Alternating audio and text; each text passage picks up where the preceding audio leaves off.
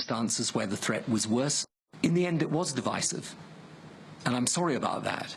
And I tried my level best to bring people back together again. But if I'm asked whether I believe we are safer, more secure, that Iraq is better, but our own security is better, with Saddam and his two sons out of power and out of office than in office, I believe indeed that we are. And no regrets? Responsibility, but not a regret for removing Saddam Hussein. I think he was Be quiet, please. I think that he was a monster. I believe he threatened not just the region, but the world. And in the circumstances that we faced then, but I think even if you look back now, it was better to deal with this threat, to deal with it, to remove him from office. And I do genuinely believe that the world is safer as a result. Well, a few days after former British Prime Minister Tony Blair's testimony, former cabinet member Claire Short said the cabinet was misled into backing the invasion of Iraq and criticized Blair's stated reasons for launching the invasion. There was never a meeting that said, what's the problem, what are we trying to achieve, what are our military, diplomatic options. We never had that coherent discussion of what it is that the problem was and what it was that the government was trying to achieve and what our bottom lines were. Never.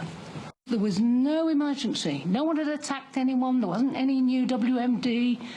We could have taken more time and done it right. That was Claire Short, who quit over the war. Well, as the public inquiry into Britain's role in Iraq continues, so does the war. And I'm joined now by two guests. George Monbiot is a columnist for the British Guardian newspaper, author of a number of books. Earlier this month, he began a campaign encouraging citizens' arrests of Tony Blair for crimes against peace in Iraq. And we're joined here in New York by the director and writer of the Oscar-nominated film that's a satire of the British-American diplomatic wrangling in the lead-up to the war, the very events that the Chilcot inquiry is currently investigating. Armando Iannucci's film In the Loop takes the view that the case for attacking Iraq was so absurd that it's perfect fodder for a comedy. Well, George Monbiot and Armando Iannucci, we welcome you both to Democracy Now! George Monbiot, to start off by responding to the Chilcot inquiry, is it working? What do you think?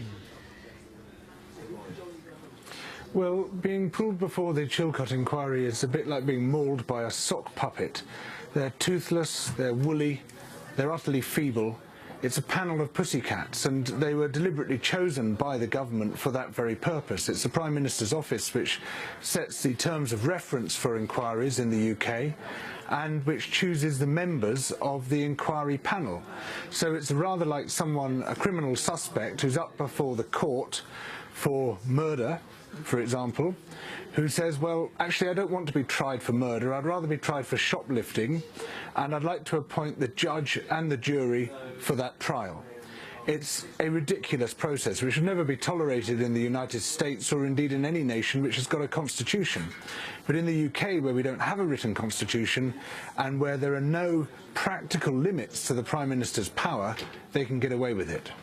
I think people in the United States might be thinking right now, I mean, you're having this inquiry in Britain. Nothing like this is happening in the United States. Well, that's true. Of course, that is true. And it's about time that something did happen, but hopefully it wouldn't be like this. It would be a proper American inquiry, which has got some teeth, which is not appointed by the very people who were responsible for the thing that's being inquired into, and where there's a chance of them actually getting to the truth of the matter, rather than, as they did with Tony Blair, throw out these complete lobs to him, these hospital passes, which anybody could catch, where he could just bat them away incredibly easily without breaking into a sweat at all. And the significance of Claire Short's testimony, not to mention her significance in the lead-up to the war, George Monbiot.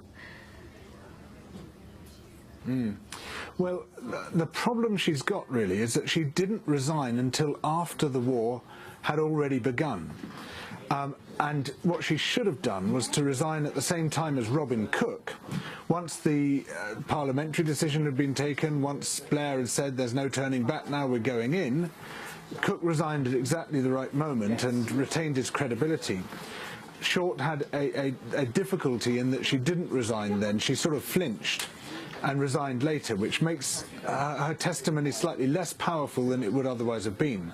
However, she is absolutely right to highlight the lack of discussion within Parliament and the lack of discussion within the Cabinet and the complete absence of a credible reason for launching the war, which of course makes this a war of aggression in direct contravention of the United Nations Charter and of other instruments of international law, and which means that it was classified by the Nuremberg Tribunal as an instance of the supreme international crime.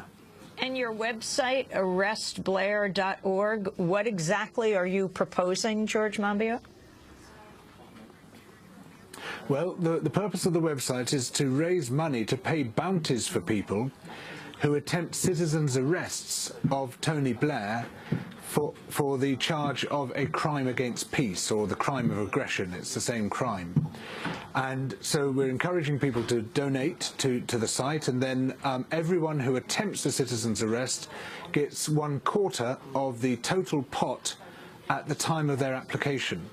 The pot currently stands at about £10,000 after we've already paid out, or we're about to pay out £3,000 to the first person to attempt a citizen's arrest of Mr. Blair, which was at the Chilcot inquiry.